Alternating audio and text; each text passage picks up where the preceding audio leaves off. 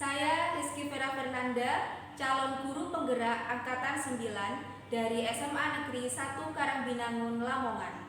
Hari ini saya akan melakukan wawancara dengan Kepala SMA Negeri 1 Karangbinangun dengan topik pengambilan keputusan berbasis nilai kebajikan. Yuk ikuti saya.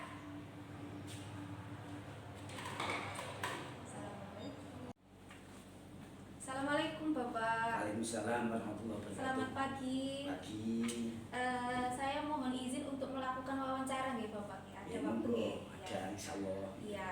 Pada kesempatan kali ini Bapak, saya ingin mewawancarai Bapak mengenai topik pengambilan keputusan berbasis nilai kebajikan sebagai pemimpin Bapak. Ya. Di sebelumnya saya mau bertanya dulu Bapak. Bapak Ali Nurdin ini sudah berapa lama menjabat sebagai kepala sekolah Bapak? Seluruhnya di swasta dan di negeri ya kurang lebih 21 tahun. 21 tahun. Ya, hampir 22 tahun lah sampai hari ini seperti itu. Iya. Wow, sudah sangat lama sekali ya Bapak ya. Tentunya dalam waktu yang sangat lama tersebut Bapak sudah mengalami banyak sekali permasalahan-permasalahan yang mungkin terjadi di sekolah Bapak. Nah, tentunya dari apa yang sudah Bapak alami tersebut, bagaimana Bapak selama ini dapat mengidentifikasi kasus-kasus yang merupakan dilema etika atau bujukan moral? Ya, begini, karena kami di awal menjabat itu dengan belajar dari pengalaman-pengalaman kami kepada kepala sekolah atau pimpinan yang pernah memimpin kami ya, di awal itu ini kami menyusun program, menyusun job deskripsi. Tujuannya apa sih?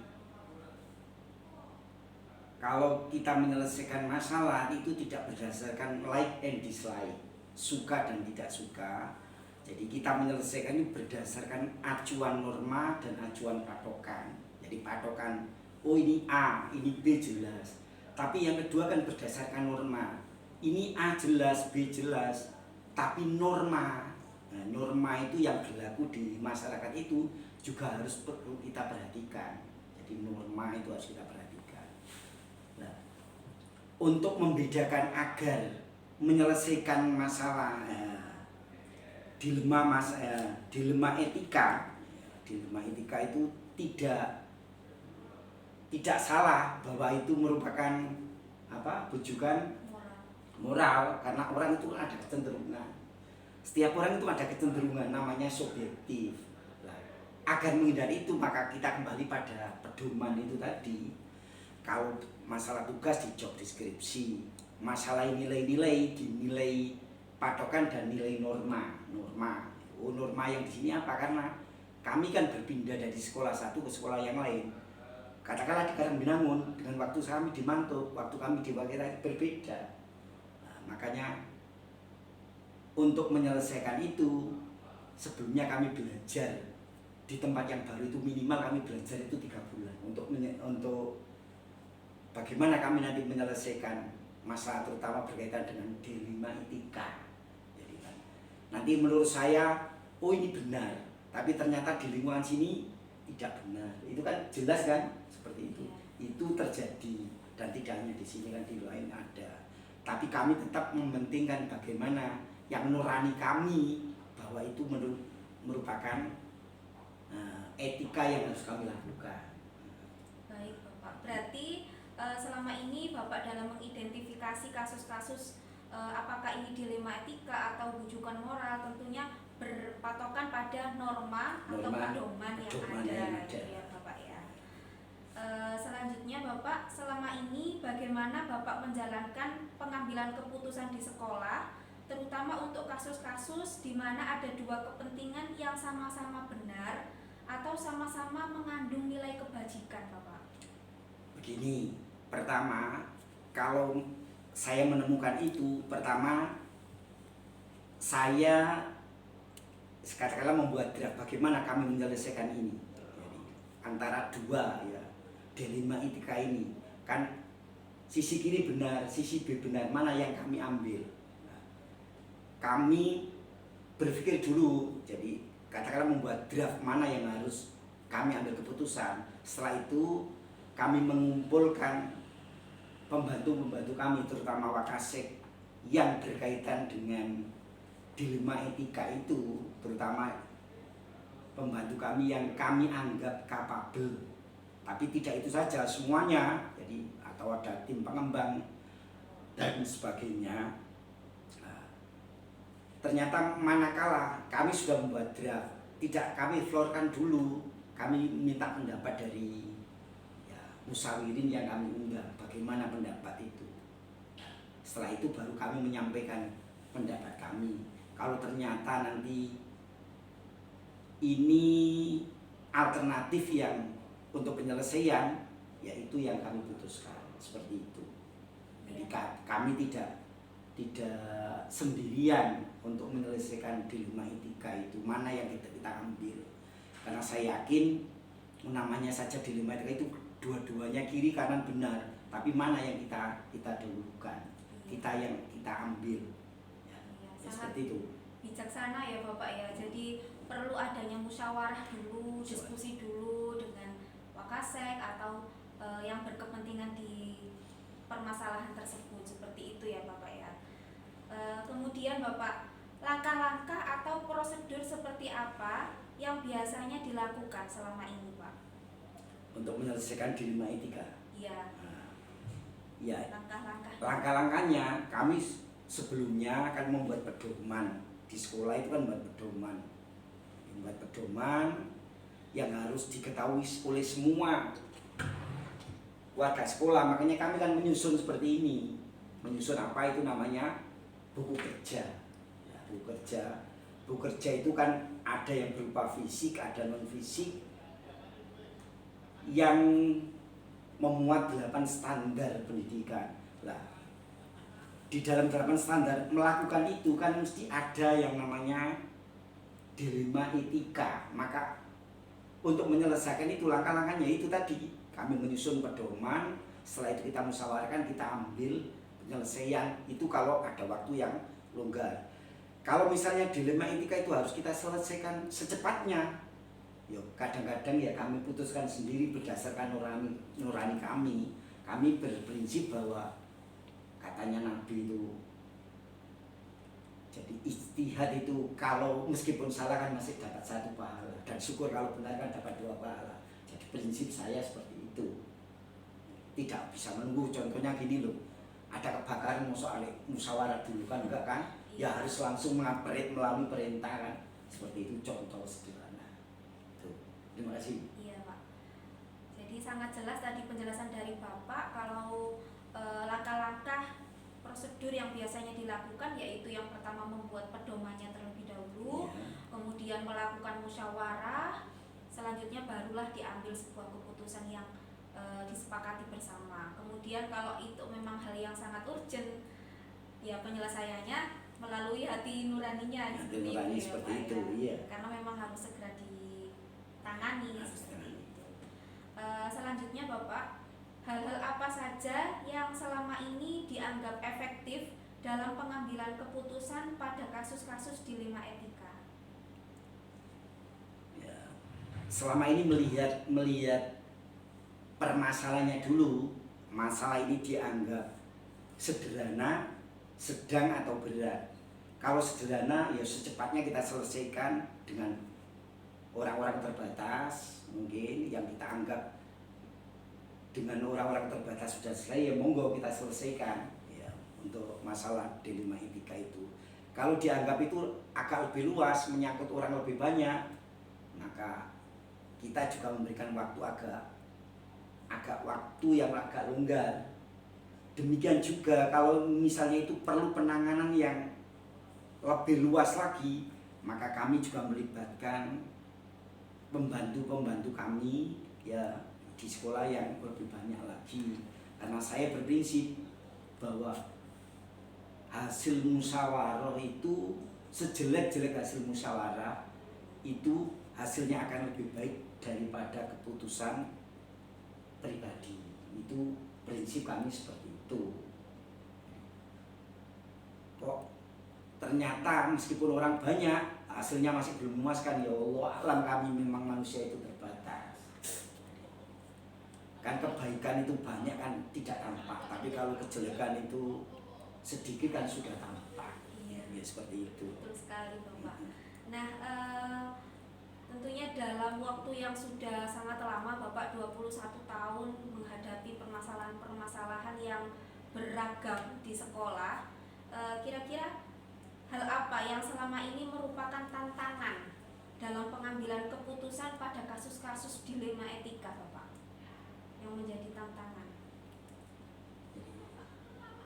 Berkaitan dengan penyelesaian masalah yang menyangkut dilema etika, tantangan kami selama ini ya keterbatasan pengetahuan, itu tantangan kami itu. Karena kadang-kadang ini kami sudah punya pengalaman menyelesaikan masalah A, B, C, D. Ternyata yang baru itu permasalahannya sudah F, bahkan Z. Lah itu memang kelemahan seseorang. Maka kami harus belajar, banyak belajar dan minta masukan atau ya belajar lagi kepada orang yang dianggap lebih berpengalaman. Tantangan kami yaitu kelemahan karena pengetahuan. Karena permasalahannya itu sudah di atasnya lagi. Mungkin yang pernah kami tangani ke ABCDEF itu. ABCDEF ternyata permasalahan sudah sampai Z itulah. Itu tantangan itu seperti itu. Iya Bapak, memang semakin kesini kan permasalahan di sekolah itu semakin kompleks ya Bapak ya. Kemudian ini Bapak, apakah Bapak memiliki jadwal tertentu dalam sebuah penyelesaian kasus dilema etika? Mungkin Bapak langsung menyelesaikan di tempat atau memiliki sebuah jadwal untuk menyelesaikannya? Bentuknya seperti apa Bapak? Begini, kalau jadwal secara spesifik untuk menyelesaikan masalah yang berkaitan dilema etika, ini secara umum kami punya jadwal. Kami punya jadwal harian, kami punya jadwal mingguan, kami punya jadwal bulanan. Harian itu bisa dilakukan setiap hari, manakala ada yang perlu kita selesaikan. Kalau tidak, ya mungkin tidak, tapi tetap kami punya jadwal harian. Terus ada yang pasti itu jadwal mingguan yang kita laksanakan setiap akhir minggu, yaitu hari Jumat. Maka setiap minggu kami mesti mengumpulkan dari pembantu kami, Wakasek, tim pengembang, bahkan sampai guru BK, wali kelas. Karena terjadi yang permasalahan tidak hanya yang berkaitan dengan permasalahan dilema etika, tapi permasalahan yang lain. Tapi mesti muncul yang namanya dilema etika. Dilema etika kan sisi kiri itu baik, sisi kanan juga baik. Tapi jangan sampai kami membuat keputusan itu karena dipengaruhi oleh bujukan moral itu, Maka kami hati-hati. Tetap punya jadwal itu. Terus punya jadwal bulanan itu, kalau memang dilema etika itu bisa diselesaikan, ya artinya masih istilah wong Jawa itu sek kanthi ngenteni 1 bulan, ya kita selesaikan di akhir bulan itu, dan harus kami selesaikan itu biar tidak menjadi beban. Nah, seperti itu. Iya. Cukup jelas Bapak, jadi jadwalnya ada harian. Ada. Itu memang kalau untuk kasus-kasus yang memang harus segera diselesaikan ya Bapak. Kemudian setiap minggu Bapak juga melakukan musyawarah dengan Wakasek, guru BK, wali kelas dan lain sebagainya untuk menangani, membahas masalah-masalah yang terjadi di sekolah. Salah satunya juga dilema etika itu. Kemudian jadwal bulanan juga dilakukan untuk kasus-kasus yang mungkin masih bisa ditunggu lah, ditunggu atau bisa ditangguhkan. Iya. Seperti itu. Iya. Selanjutnya Bapak, adakah seseorang atau faktor-faktor apa yang selama ini mempermudah atau membantu Bapak dalam pengambilan keputusan dalam kasus-kasus dilema etika Bapak? Bisa diulang. adakah seseorang atau faktor-faktor apa yang selama ini mempermudah atau membantu Bapak dalam pengambilan keputusan dilema etika? Ya, berkaitan dengan adakah ya figur atau faktor apa yang mempermudah untuk menyelesaikan masalah yang berkaitan dilema etika itu ada. Kami punya guru, ya guru kami kebetulan guru waktu itu mengajar kami di sekolah, dilanjut kami menjadi anak buahnya pada waktu beliau menjadi kepala sekolah. Nah, sampai sekarang itu beliau tetap saya mintai advice. Jadi setiap ada permasalahan yang kami tidak menyelesaikan itu ada. Jadi karena kita anggap orang itu figur yang kemampuannya bagus dan beliau kan reputasinya juga sudah tidak hanya lokal tapi nasional. Itu kalau misalnya kami dan kita minta pendapat dari teman-teman pembantu kami kok belum bisa selesai, maka kami minta advice dari beliau, itu tetap ada. Terus faktor-faktor yang mempermudah kami menyelesaikan itu ya terutama dari kekompakan pembantu-pembantu kami itu. Jadi teamwork itulah yang membantu kami. Istilahnya musyawarah itu insya Allah akan menyelesaikan, membantu meringankan semua beban. Nah, itu prinsip kami. Jadi meskipun katakanlah pengetahuannya di bawah kami, tetap kami aja, karena insya Allah kalau kita kumpul itu akan meringankan semua beban, baik beban pekerjaan maupun beban psikis. Itu prinsip kami seperti itu. Jadi faktor diantaranya itu. Dan faktor lain ya pendukung kesehatan mungkin itu termasuk. Jadi bagaimana keadaan kami pada waktu menyelesaikan itu menjadi penentu atau faktor penting dalam menyelesaikan permasalahan yang berkaitan dengan dilema etika. Iya, luar biasa sekali Bapak. Ini pertanyaan yang terakhir, dari semua hal yang telah disampaikan, pembelajaran apa Bapak yang dapat dipetik dari pengalaman Bapak mengambil keputusan dilema etika selama ini? Ya, pelajaran penting yang kami ambil, ternyata seseorang itu akan menjadi pintar, menjadi pandai manakala ketemu dengan permasalahan. Itu yang jelas itu. Jadi pengetahuan akan tambah. Itu prinsip kami. Oh iya, setiap permasalahan itu mesti ada penyelesaian, dan penyelesaian itu akan menambah wawasan kami dalam melangkah selanjutnya. Oh iya, kemarin kami menyelesaikan A, ternyata sekarang B. Akhirnya kami punya pengetahuan dalam menyelesaikan masalah, khususnya yang berkaitan dengan masalah dilema etika. Karena kan zaman kan makin berkembang. Katanya Sayyidina Ali kan, ajari anak-anakmu, karena anak-anakmu itu akan hidup pada zamannya. Pada saat periode pertama saya menjabat kepala sekolah, tantangannya sedikit. Periode kedua tantangannya lebih besar.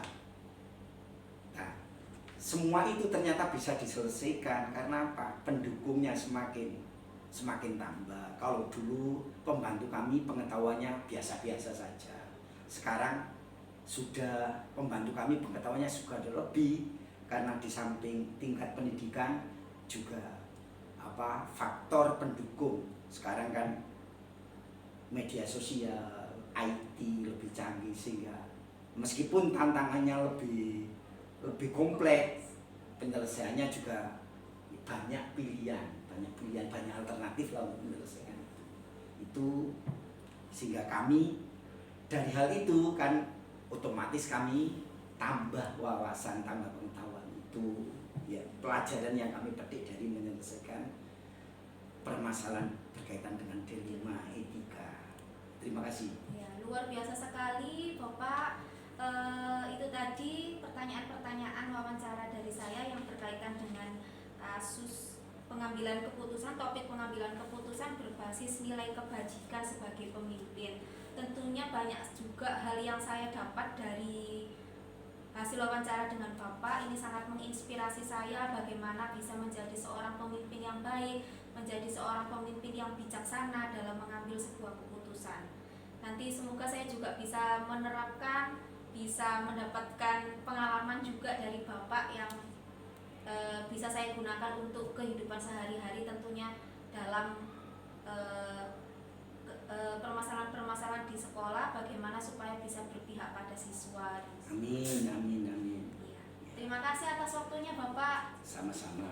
Assalamualaikum. Waalaikumsalam warahmatullahi wabarakatuh.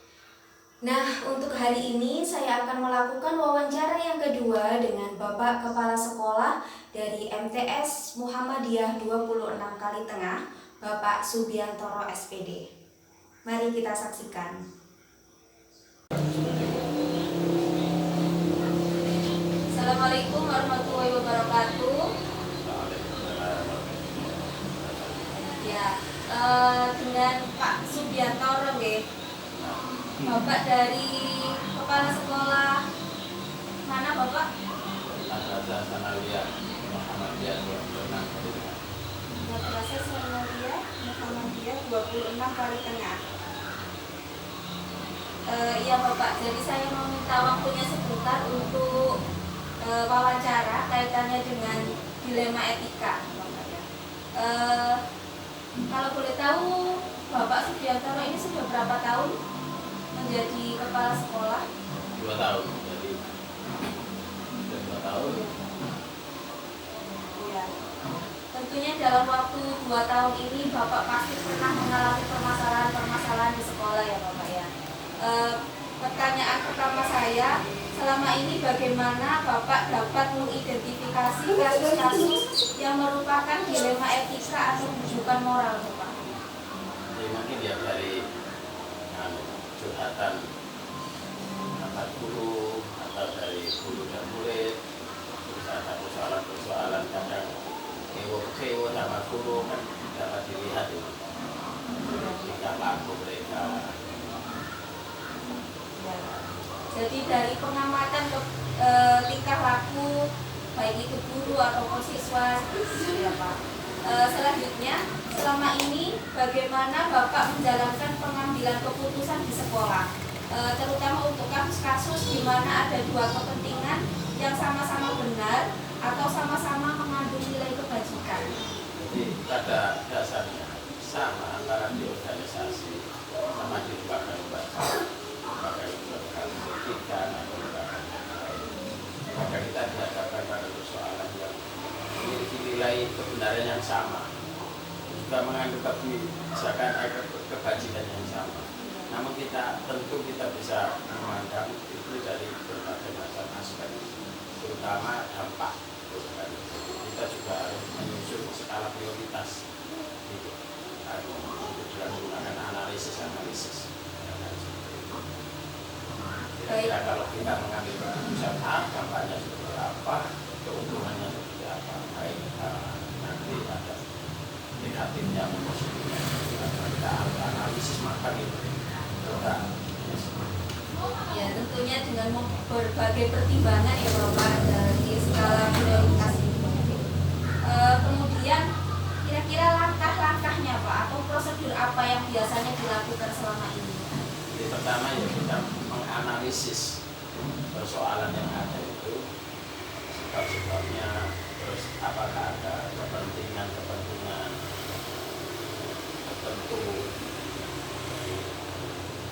itu yang kita pertimbangkan. Kemudian kita mencari solusi ya, nggak bisa kemudian langsung terkonsep itu dengan berbagai macam pertimbangan dari solusi. Baru setelah ditemukan solusinya kemudian diselesaikan masalah tersebut gitu ya Pak. Mungkin ada perlu musyawarah gitu Bapak dengan Ya bukan musyawarah tapi minta pendapat mungkin bisa dari guru yang lebih senior, dari mantan kepala sekolah yang lebih senior, untuk mereka memiliki pengalaman itu dari bagaimana. baik. Selanjutnya, hal-hal apa saja yang selama ini dianggap efektif dalam pengambilan keputusan pada kasus-kasus dilema etika Pak? Jadi solusinya ya pertama kita jauhkan dari like and dislike, suka dan tidak suka pada Ya. seseorang.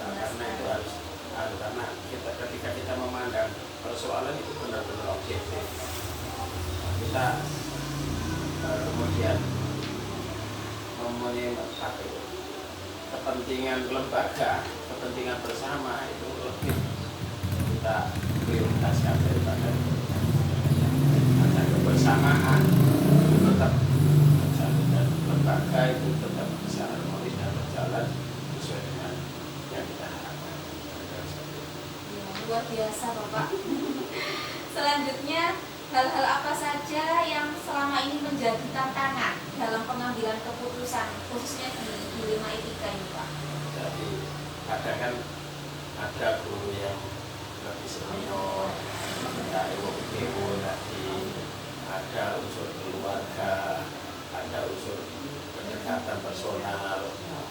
Kadang-kadang itu kita ewo menghadapi ini lebih senior, lebih kadang-kadang pendapatnya kita kalau kita nggak atur seluruhnya itu nggak bisa, nggak enak, harus ditimbang-timbang lagi.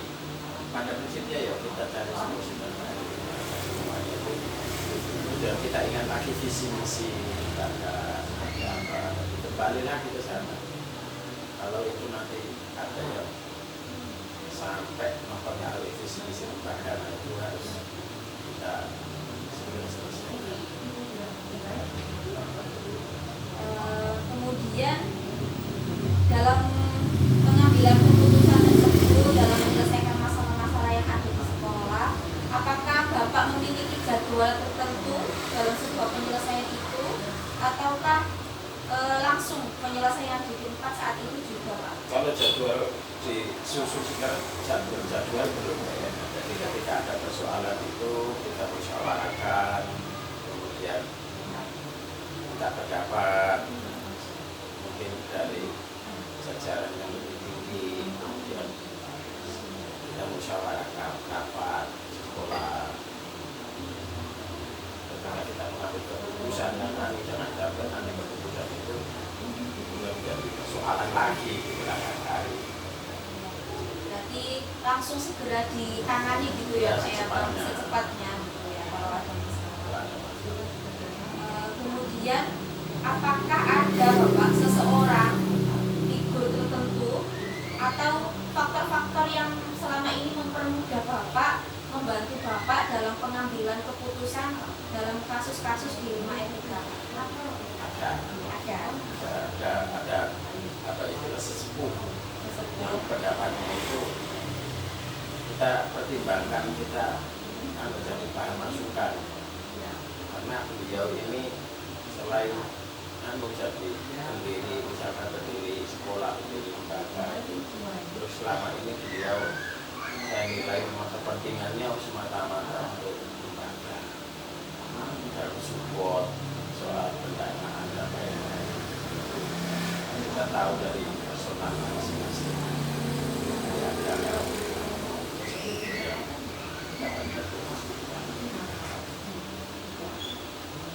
yang terakhir Bapak, dari semua hal yang telah disampaikan tadi, pembelajaran apa yang dapat dipetik dari pengalaman Bapak mengambil keputusan kaitannya dengan 5 etika ini? Jadi ini kaitan dengan seorang pemimpin harus bisa bijaksana, dimanapun tempat. Intinya pemimpin itu harus bisa mengayomi. Kemudian kita lihat tujuan bersama kita, itu yang lebih utama. Seorang pemimpin harus bisa solusif, kemudian menyelesaikan soalan itu secara Terima kasih atas waktunya Bapak. Assalamualaikum.